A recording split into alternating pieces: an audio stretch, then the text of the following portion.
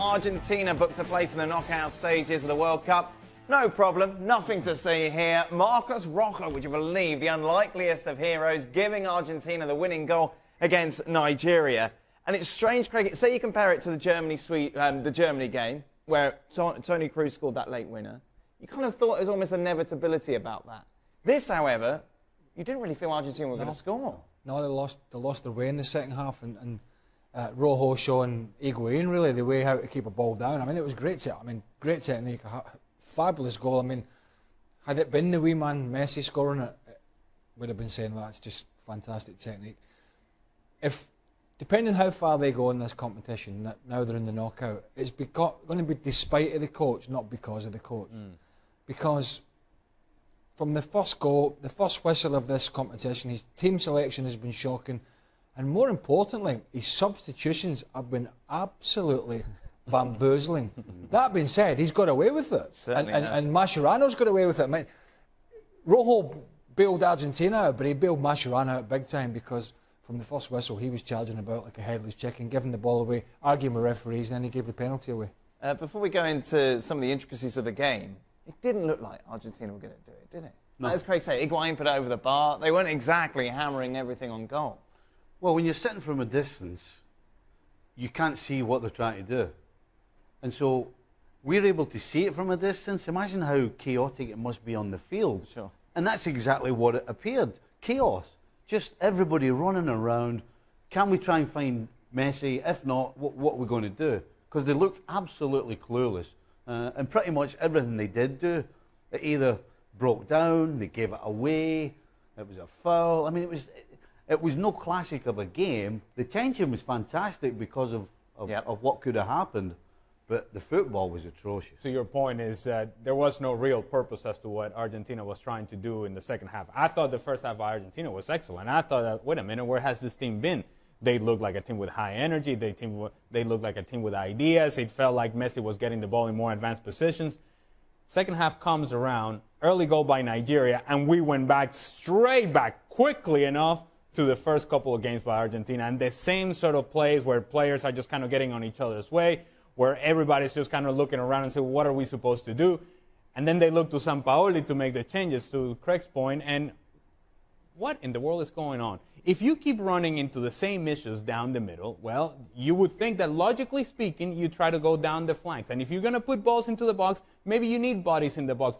You have one of the best strikers in the world sitting on the bench, and you decide to bring him in with 9 minutes to go in Sergio Kun Agüero. It just gives you an idea that not only do the players have difficulties understanding what they're supposed to do under Sampaoli, Sampaoli has difficulties understanding what he's supposed to do. And somehow, they're through. He brought a Mesa ahead of Dybala and Kun Agüero. Yes, and Mesa, first 3 touches on the ball were straight out of bounds. And I'm not exaggerating when I say straight out of bounds. Yeah. He gets the ball, tries to go past somebody, puts it 10 yards in front of him, no chances getting to it, straight out of bounds, turnover after turnover. Look, this whole team, and Stevie just mentioned it, they're just chaotic. And they get on each other's way. And Nigeria, their difficulty was that they fell into the trap of the chaos as well. So they were organized for long periods of time, and then they started chasing around like crazy as well. And in doing so, Marcos Rojo, of all people, not only is it a great finish, and not only is it Marcos Rojo, it's Marcos Rojo with his right foot on a full volley. Come on now. Meza and Pavon have got 11 caps between them, and I believe no goals. Perez played again for the second game in the spin, and he wasn't in the squad until, I think, Lanzini got injured. It just makes absolutely no sense. And can you imagine Sergio Agüero and Paulo Dybala on the bench? Every time he goes to make another substitution, they must be like, he's putting him on. He's putting him on. I mean, honest to God, they're through. They're through. No, They're exactly. Through. But I tell you what, they're going to meet the French, yeah? Yes, yeah. If Didier Deschamps' French team don't beat this lot, then he's in as much trouble as Sampaoli. Sure. We'll talk about the game a little bit later on. Expected goals had Nigeria winning this, Stevie. I know expected goals isn't something we focus on very much. However, were they hard done by overall? I think they deserve something out of the game, yeah. You know, if you'd said to me before the tournament that Nigeria and Argentina, the one who was going through, I would have stick out Argentina through. But the truth is, they're so unlucky, Nigeria. You know, they've given it everything. They've made chances. They've scored some goals. But as always happens in football, when it comes to it, usually somebody rises to the occasion. Yeah. And unfortunately for Nigeria, it wasn't one of their No, players. it was Marcus Rojo. It was Marcus Rojo. Obviously, before that, we saw Lionel Messi with the goal. How good was that goal? Yeah. Magic. And Yeah. his movement, it was. I mean, the ball from Banega was great. I thought Banega was a very good addition to them. I mean, clearly, he's another one that must have been scratching his head early in the competition. Saw him play for Sevilla this season, played really well. Great little clip, but Messi came in field a little bit, then he darted in behind, and the defender got drawn in. Bang! The ball was on the sixpence, right on, and it was fabulous, absolutely fabulous. But boy, do you know what said? Is Messi going to be able to carry this team? I thought, well, before the competition, well, they still got up, but no, he is. He is going to have to carry this team. Right. That's how disjointed it is. And as for that clown, Maradona sat upstairs. Why TV directors keep cutting to this buffoon, I don't know, because his behaviour is not befitting of somebody of his stature. It really is not. Where do you stand on the Mascherano penalty? I think in the world that we live in now with VAR and the super slow motion, it looks worse than what it really was. But nowadays you put two arms around somebody and you see it slow motion. Once he called it, there was no chance that he was going to go back, because you look at the replay and everybody sitting in this room would be like, well, yeah, that's a penalty. Had he not called it initially, I don't think we would be saying it's a penalty. But you can't go back because it's not clear, an obvious mistake. I wouldn't have called it a penalty, but in the end... It's a penalty all day. It's a penalty all day. Listen, the one good thing, right, that will come out of this is it might stop defenders doing stupid things like that. You know, I'm assuming he was taught at some stage, Mascherano, how to defend properly. And at no stage, I'm going to guess, did any coach ever tell him that you put two hands round your opponent and you hold on to him Stephen, for 30 seconds. There's a theory from some that this has always been the case, that people have always been holding in the box. Not at all. That's nonsense. This is something that started probably 15, 20 years ago. Listen, if you were getting held in the box when him and I were playing, it was a penalty kick. All of a sudden, they stopped giving penalty kicks for it. Right. And with the introduction of VAR, I'm glad to say that now it might make defenders have to defend properly and not cheat and basically get away with not being good at your craft. My only point, Stevie, is that we saw Mitrovic the other day for Serbia, where he was manhandled, not by one guy, but by two guys. And that play was not even looked upon by VAR. So I'm just looking for consistency. That's all. Well, that's what people are screaming as well after we saw the penalty that was awarded for the handball in yesterday's Portugal game. People were saying, well, why wasn't there a handball against Rojo later on? Well, I didn't think the one yesterday was a penalty, but it was headed by the opponent onto his arm. The difference here is, and people seem to have lost track with this, is that Marcus Rojo inadvertently headed it onto his arm. Sure. It's a bit like coming out to block a shot if you're a defender, and you go to ground and the ball strikes you on the thigh and goes up and hits you on the arm. That's not a penalty either. And I think you saw with the referee, he's a very experienced referee. As soon as he went to the VAR, as soon as he saw it come off Marcus Rojo's head, one replay, and then he went back for another check, and he saw the clip, and he went, no penalty. Yet there's still people arguing about it. I would have actually thought that there was one earlier that was more of a penalty when Ian Achel got kicked in the head. Right. And nobody did anything. They didn't look at it again. I suppose the argument was that didn't he get the ball first and then caught his head on the way down? Is that an well, it's argument? reckless. Right. It's called being reckless now. So if I was Nigeria, I'd be more angry that one wasn't given rather than the handball. Again, I didn't think that was a penalty, but it's where this is subjective. Even with a system in place that allows you to look at this replays, it still comes down to the decision of the referee. And even in the sequence that you're talking about, the fact that they don't even take another look at it, it just gives you an idea that there is inconsistency in the implementation of the system. And overall, I think the system has worked. And I think no better example than the game yesterday with Spain. Yeah. If the system is not in place, Spain is not going through. Sure. And so it just gives you a sense that the system is working, but boy, there are a lot of things that they sort of need to be ironed out in terms of the details. So let's just remind you how Group D finished up and how close Argentina were to going out. Remember, they were bottom for a long time during those matches. But it's Croatia and Argentina who advanced, Nigeria and Iceland going home.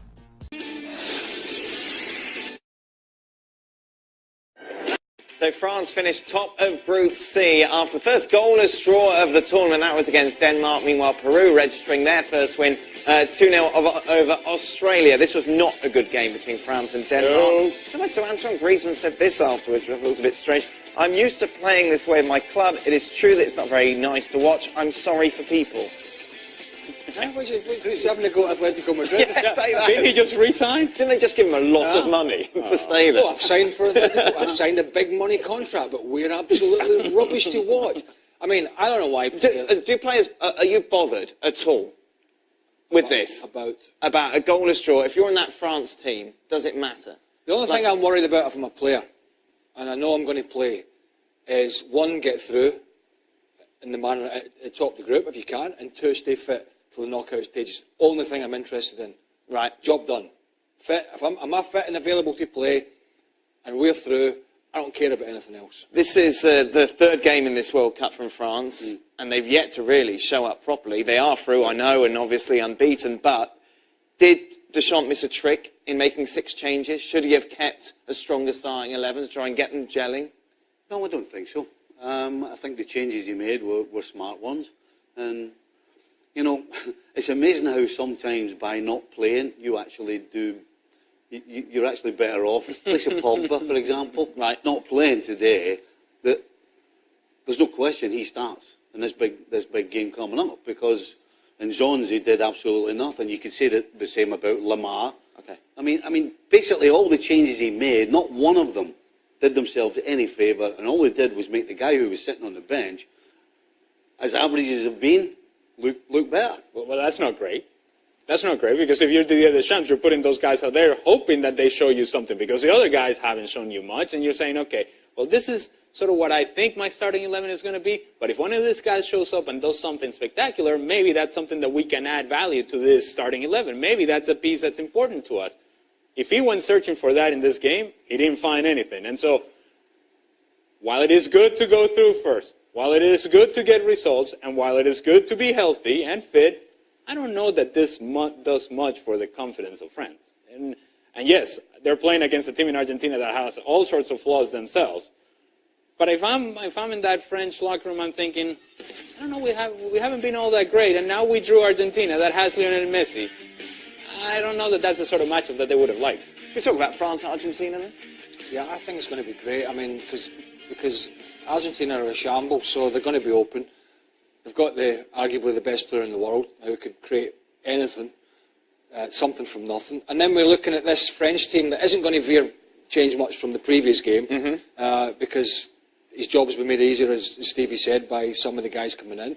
So we're going to see Pogba, and we're going to see Mbappe, and we're going to see all these super talented French players who haven't yet played particularly well, but I think if they do, could tear this Argentina team apart. Right. Particularly the defence. Yeah. Yes, this front line of France with the wide players and Griezmann in there floating about, they could, I mean, I don't see how they're going to cope with the movement. I really don't. I couldn't agree more. Couldn't agree more. Yes, we're saying that they've been okay and they've won the group and they've got through, but I don't see them giving anything away. You know, we've been holding this team for a long time to a different standard than most teams, and they haven't yet proven to us what we think that they can do. But you know what? They're still getting it done. They're still there. They still won the group, and they're going to win this game, because Argentina, I'm sorry. I mean, you talk about lucky. It's not happening. I don't mean to bring up Real Madrid, but I'm going to. Because you take a look at the start of their season, they were awful. There were calls for Zidane to go. They had a terrible run in the league, yet they got it together when they needed to. Right. This Argentina side is full of experience, a team, let's not forget, who went to the World Cup final 4 years ago. Is there not a sense that maybe, just maybe, they could try and get things going? it's hard to make a case. It really is. And nobody would love more than me to have Argentina continue to advance in this tournament. But it is really difficult to make a case simply because you can sense and you can see it in the performance. You don't even have to have access to the information behind closed doors. You can just see it in the performances that this team looks at Sampaoli and thinks this guy has no clue what we're doing. We have no clue what we're supposed to be doing. And so then it's going to take a change of players in that team coming together and say, you know what, regardless of what he's saying over there, this is what we're going to do on the field. Will that ever work? Well, that's never a healthy situation. Certainly not in the knockout stage of the World Cup. And I do think that Argentina somehow new life. This is new life. They were done. They were dead. And much like Real Madrid in Champions League, they were done. They were dead. You let teams like this hang around, and maybe on the day, the players that we think to be so talented do show up and play well.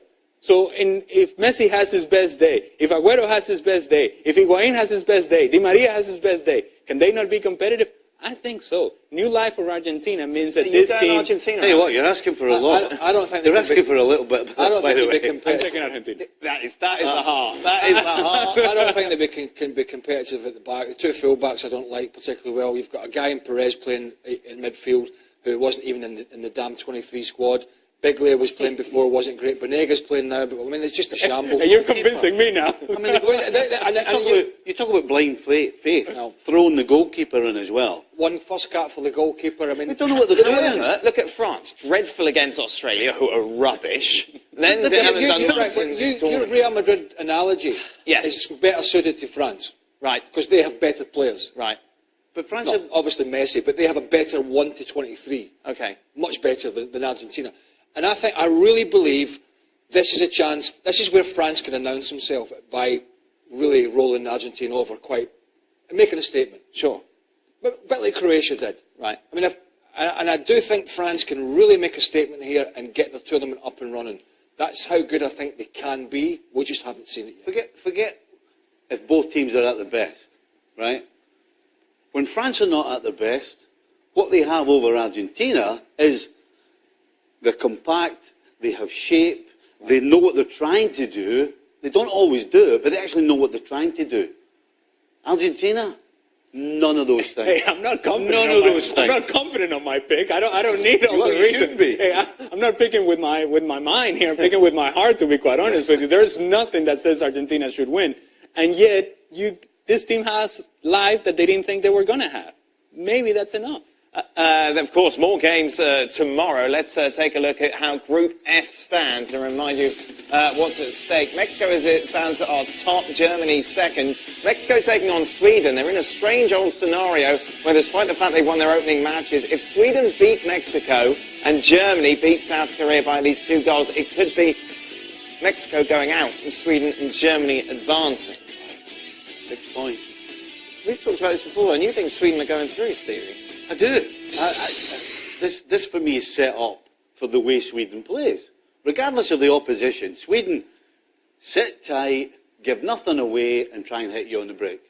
And for me, the only way Mexico can play is by going forward, going that way. Right. That falls right into the wheelhouse of a team like Sweden. At some point, though, Sweden's got to come out and attack Mexico. Right? Yes? Yeah, but we're talking what? No, because 30 minutes to go if it's a stalemate. Well, but the fact is that they're going to have an hour to try and put their plan into action, with Mexico going at them and then try and pick them off. They did it to Germany, and they were unlucky that Cruz comes up with a piece of magic. Mexico doesn't have to get after Sweden. I don't think Mexico can play any other way. Possession game? I think they can do it. All I'm saying is that Mexico's mentality and energy and everything that they've done early on in the tournament would have me believe that this team is good enough to beat Sweden. And the fact is that they don't need to beat Sweden. And that's the part that I would be nervous about, is that if you start playing conservative, if you're Mexico, if you start sort of kind of speculating with the result, that's where you may get in trouble. If Mexico play at the same level that they did in their first couple of games, I think Mexico's too good. Heart and head, saying that. Both, I think, at this point, yes. I think Mexico... Well, not my heart. I have nothing to do with Mexico. I think it might just be a bridge too far for Sweden. I can see them getting a draw, which wouldn't be enough. However, if there is talk, and there has been talk about the coach Osorio making changes, this would be absolute bonkers. This is a team that have played particularly well. Yeah, very well. Very well in the first game and really well in the second. And you might have to win it, or you have to get some. Why the hell would you make changes? But this is a coach leading up to the tournament, made an incredible amount of changes in team selection. So I wouldn't rule it out. I think if he does, then that could be problematic for him. A word on Germany. Any doubt they're getting through? No, I think when you go from the depths to the heights so quickly, all that other failure and just poor play just disappears, and it's onwards and upwards for them. Meanwhile, in Group E, just a reminder how things stand there. Brazil favourites to advance, along with Switzerland, both with 4 points apiece. Serbia, though, remember, are playing Brazil, and a win for them would see them through. And Switzerland, a victory against Costa Rica, would see Brazil out. Well, I was going to say, I think it typifies the World Cup that we've had so far, which I think has been very exciting. Yep. The group stages, there haven't really been any dead rubbers. And Brazil can still go out by having a really bad day at the office. I mean, I think that's intriguing. I don't think it will happen, but at least there's some intrigue there. Can Brazil go from the heights to the depths, or the depths to the heights? Yeah, listen, I've picked Brazil to win it, so obviously I think they're going to beat Serbia. But the fact is, in a World Cup with so many shocks, it could be another one. Don't see it, but you never know. Brazil were better in the second game than they were against Switzerland. They will be better against Serbia than they were against Costa Rica. They'll continue to improve. Brazil, no problem. Ali, Greg and Stevie, thank you.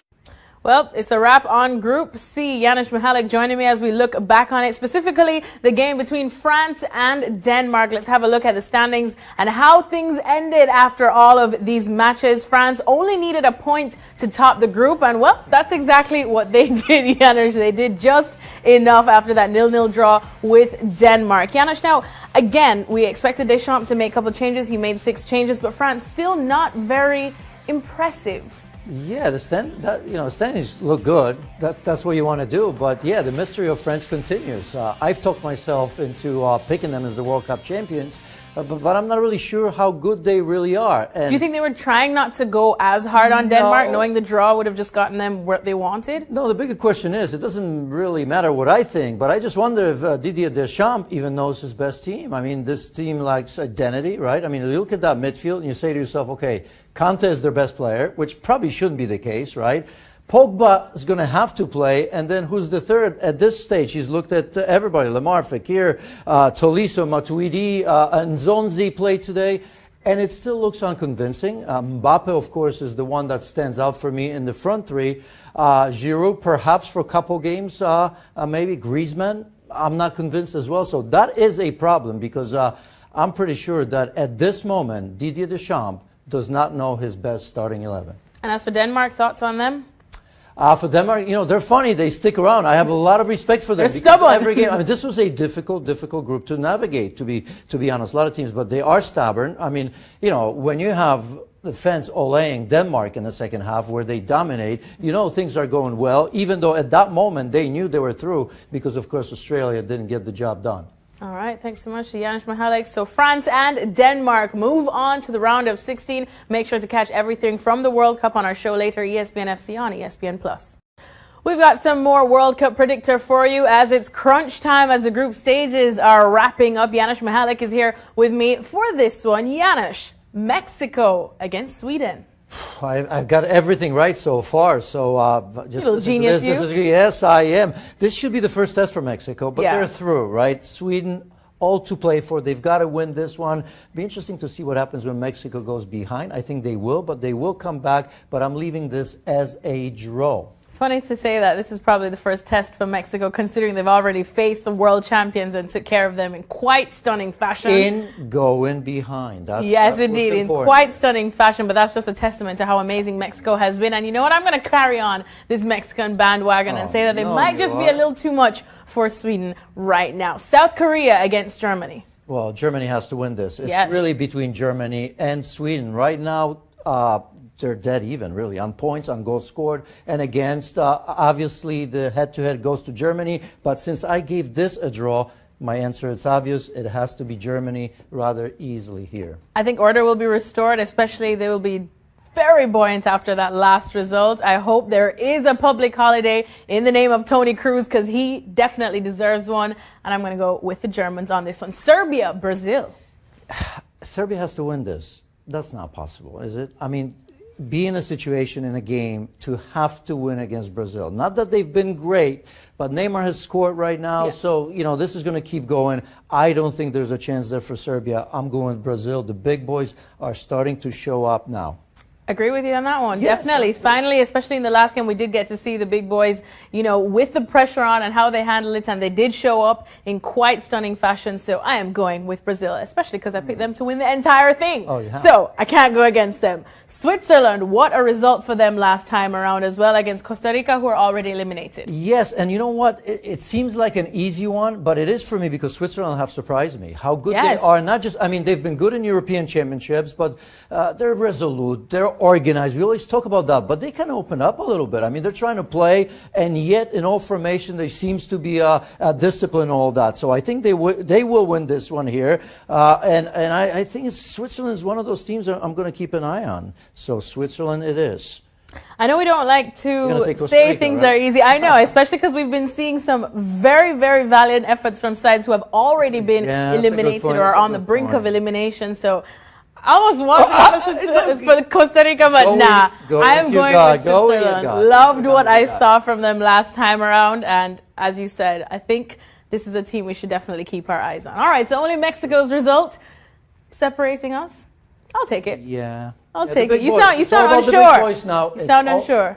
No, I'm sure of it. I'm sure it's all right. About the big boys. Yanis is sticking with his predictions. I'm sticking with mine. You can see if we're wrong or right. Plus to track everything from the FIFA World Cup here at ESPN FC.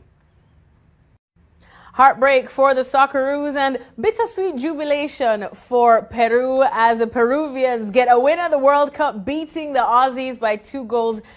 If we have a look at how the standings ended in Group C, you will see that unfortunately Peru, despite their amazing endeavors today, they do finish in third. That means they're out of the World Cup. Australia right there at the bottom. Janusz Mihalik here with me. Janusz, we've been talking about Australia for very, very long. And the number one question, we finally saw Tim Cahill come on, but it was just a lot too late. So how much are they going to rue not playing him earlier on? Yes, they will regret that, because I think that Bert van Marwijk lost this. His in-game management wasn't good. I could understand why he had certain starting 11s, but I think the manager of Australia was afraid of his own shadow. I mean, it really was through the game, because in every game, Australia were in it. They grew into the game. In the second half against France, they looked good. Against Denmark, they looked good. And even in this game, when they were chasing the game as well. In fact, Australia and Peru had the same problem. They couldn't score at the right time. That was the issue, right, for both.